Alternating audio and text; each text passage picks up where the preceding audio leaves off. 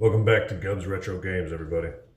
So I mentioned that we'd be going to a Retro Game Con. It's the spring edition up here in Syracuse last weekend, and we did. It was a lot of fun for everybody. I mean, they had a lot of vendors there selling everything from homebrew games to classic games to, modern day games. They had free play, so my son got to play the GameCube for the first time because we don't have one here.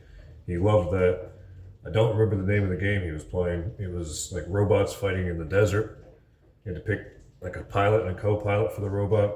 If you guys know the name of the game, help me out because I think he had a lot of fun playing it, and I'd like to try to see if I can't find a copy of that game for a console we do have, or maybe just pick up a GameCube.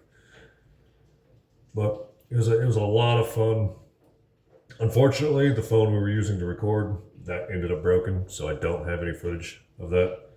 So I can show you the pickups, and that's kind of what I'm here to do. Afterwards, I'm going to go over some of the few things that we picked up from an app called Whatnot. I've been finding pretty good deals there on a lot of retro games, a lot of different retro consoles, and so let's get in with the pickups from the Retro Game Con. So first off, we got this cool Ultimate Alliance 3, the Black Order keychain. That was kind of just a welcome in free gift. It's not a game, but it was pretty cool momentum. So we picked up a couple of PlayStation 2 games. The first being Harry Potter and the Quidditch World Cup. I know this is kind of a hit or miss from what I understand with a lot of people, but it is CIB. You know, it's pretty good condition. Me and the wife have been kind of on a Harry Potter kick lately. We've recently just finished all the movies, and we're thinking about going over Fantastical Beasts. I don't know if you guys have ever seen that. We haven't. So we decided to go ahead and pick up Quidditch World Cup. That's one that we can share with the kids, have some fun with that, and I think that'd be pretty fun. And then we got Sly Cooper and the Thievius Raccoonus. I don't know what this game's about, honestly. I like the manual. I mean, it is CIB. I like how the manual looks like a little journal. It's got a few scratches on it, but it's nothing that should be playable. So it looks like it can be a fun game. We'll see.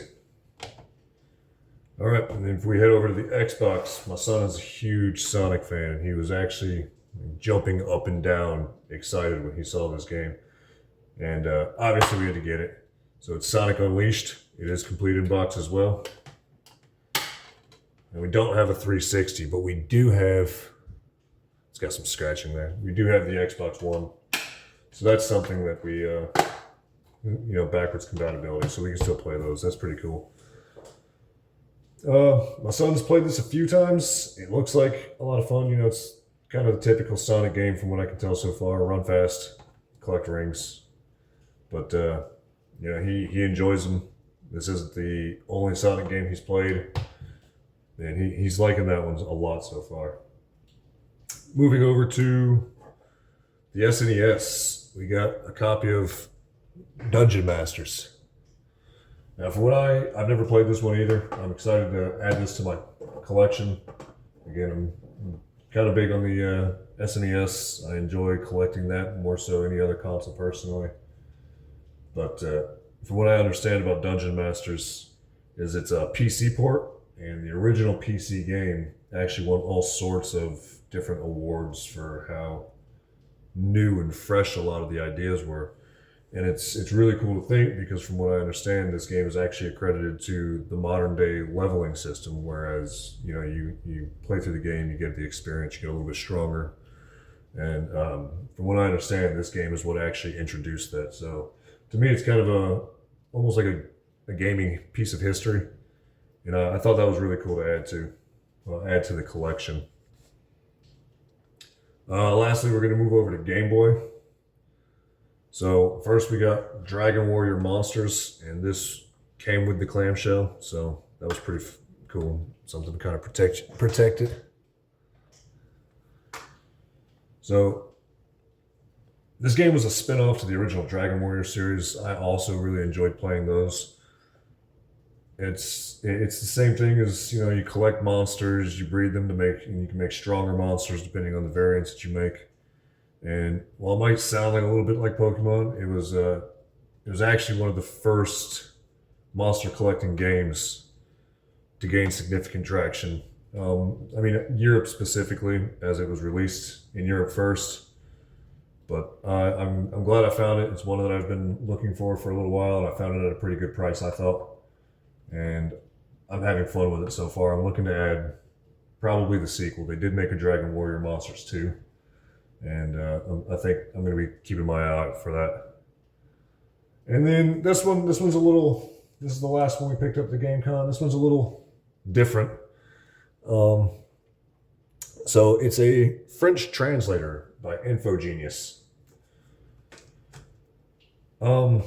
It probably won't see a whole lot of playtime, honestly, but I wanted to pick it up because, again, it's almost a piece of history, in my opinion.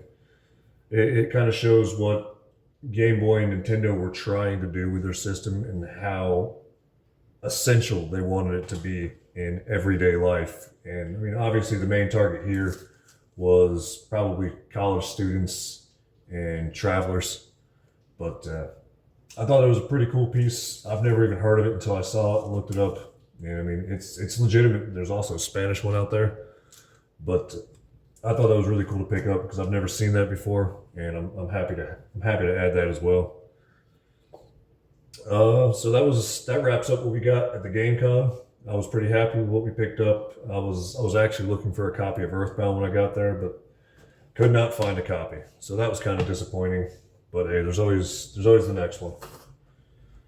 You know. So we're gonna go straight into a couple of the Whatnot pickups. And if you guys don't know what Whatnot is, I'll add a link in the description, and you can sign up for it if you want to check it out. You can use my link, and you'll get a few dollars to bid. You can try to pick up retro games. They sell everything from retro games, modern day games, to, I mean, all sorts of stuff, and a lot of them are auctions, so you don't necessarily have to pay full price. And I've been finding a lot of these things pretty cheap compared to what they're supposed to be. So I'm actually pretty happy with it. So just quickly going over, we got Gun for the PS2. That's complete in box, and I think these PlayStation 2 games, I think I paid $1 or $2 per. Like I said, this is from the Whatnot app. So we got Gun. I personally really enjoy these museum games because it's a lot of the classics kind of all in one place, and I enjoy that. I got the PlayStation 2 Greatest Hit Namco Museum. Namco Museum. I'm probably still pronouncing that wrong, sorry. But this is also CIB. You know, the discs are in good shape. So, back to the Harry Potter. You know, the Harry Potter thing me and the wife have going on. So, picked up Harry Potter and the Chamber of Secrets. This is also CIB. Probably use a bit of a cleaning on that one, but it looks like it's in pretty good shape. Yeah, it's got the manuals, it's got all sorts of stuff. It's also got a receipt from what is probably a purchase in 2009. I don't know, it comes from Hainesport, New Jersey. So if you're in Hainesport, New Jersey and traded this in, I probably got it. It was at a GameStop and it was traded in. So, I mean, those are pretty cool to find, the old receipts, just because it kind of shows the history of that individual game as well. Kingdom Hearts 2. I've never played the Kingdom Hearts, but I hear these games have a huge following. And this one's also complete in box. So, I know I'm probably not starting off right because I'm starting with the sequel. But, you know, I'll get the original too if I like this one, you know? I paid maybe $1 or $2 for each of these games, I think. And then Harry Potter and the Goblet of Fire. And that's also complete in box. Check this disc out.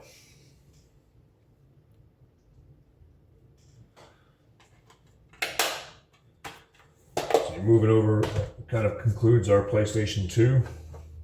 And moving over to Super Nintendo, we got a copy of Bubsy.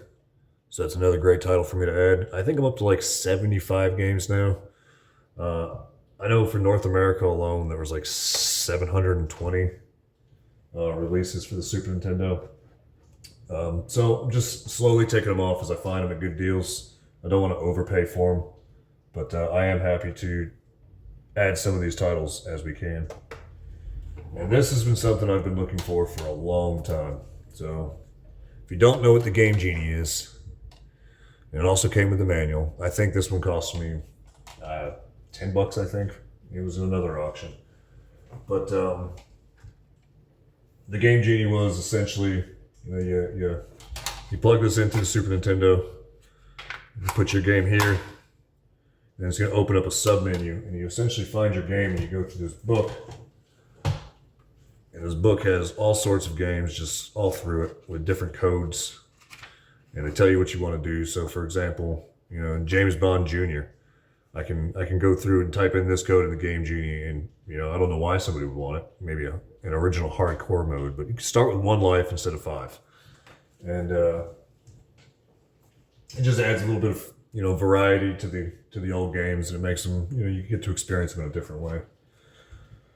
So I don't know if the Switch is considered retro yet. I know we're going like the Switch 2 is coming out. I think it's already here. I could be wrong. I'm going to pick up the Switch 2. I just don't know. I don't think it's going to be right after it's released. But I got Zelda, The Legend of Zelda, and the Echoes of Wisdom. Now, honestly, Zelda is one of my favorite games for pretty much any console I've played it on.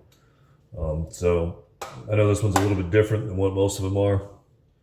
I'm excited to play this one. I haven't played this yet. It's kind of disappointing didn't have the manual, but like I said, I got it for a good price, and it's another Zelda game. And then last but not least, I ended up picking up this graded copy of Final Fantasy XII Revenant Wings 9.8. It is sealed, new in box, graded. That one I won at an auction for $29 on the app. And I mean, you're going to find things that are undervalued. You're going to find things that are highly overvalued. You just got to kind of scan through and see what you can find. But sometimes you're going to get really good deals. I'm really happy I got to pick that up. It's my first graded game, and for it to be graded so highly, honestly, it might just become, on the shelf. It might just be a piece that stays on the shelf, and that's what it's going to be. But I'm happy to have picked it up. Anyway, guys, that's been the pickups since our last video. I'm going to have another box coming in soon, as well as I bought a box from VGM. It's one of their flash sale boxes, so I don't know what I'm getting in it. So we'll go over that maybe on the next video. But I'm really happy you guys could stop in, check this out. Sorry I didn't have the footage from the GameCon. There's another one coming up in October. I'm hoping to do better and make sure I get that footage out. I mean, that one's going to be way bigger from what I understand. It's going to be a lot of fun, a lot more vendors, a lot more things. So I appreciate you guys for taking the time to watch. And until the next one, see you guys later and enjoy your gaming.